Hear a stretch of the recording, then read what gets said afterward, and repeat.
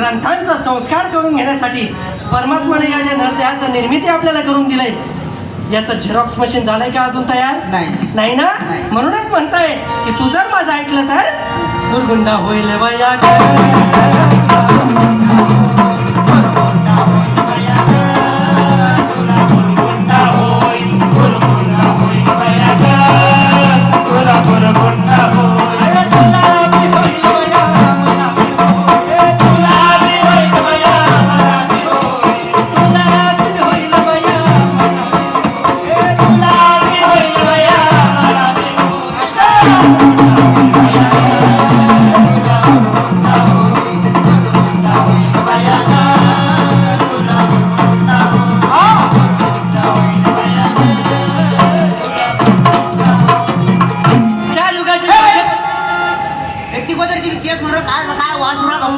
मग एवढं काय भसकतंय?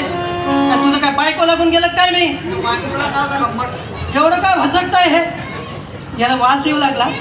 याचा वास येऊ लागला? अरे भाऊ, याचा वास नको येऊ देऊ. ही पृथ्वी आहे.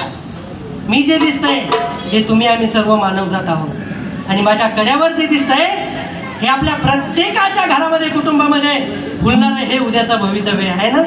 कुणासाठी करताय सगळे कष्ट? याच्यासाठीच करताय ना. याला बंगला मिळावा, याला राहायला चांगला घर मिळावं, फिरायला गाडी मिळावी, बँक बॅलन्स सुद्धा मिळेल.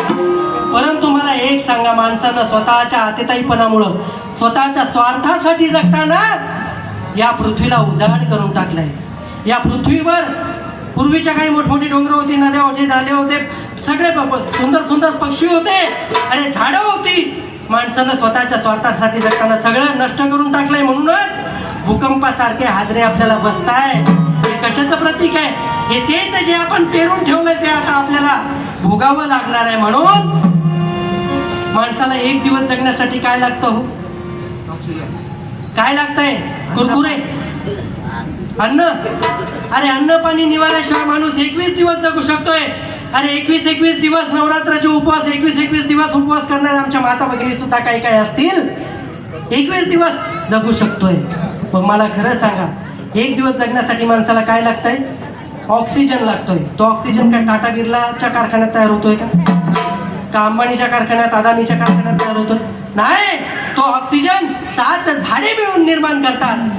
जर 7 झाडे मिळून माणसाला एक दिवस ऑक्सिजन पुरवतात, आपण निसर्गाचा आजपर्यंत इतका ऑक्सिजन घेतला, एक तरी झाड लावलं का? झाडे लावायचं नका सांगू म्हणा आम्हाला. मेल्यानंतर तर 7-8 झाडे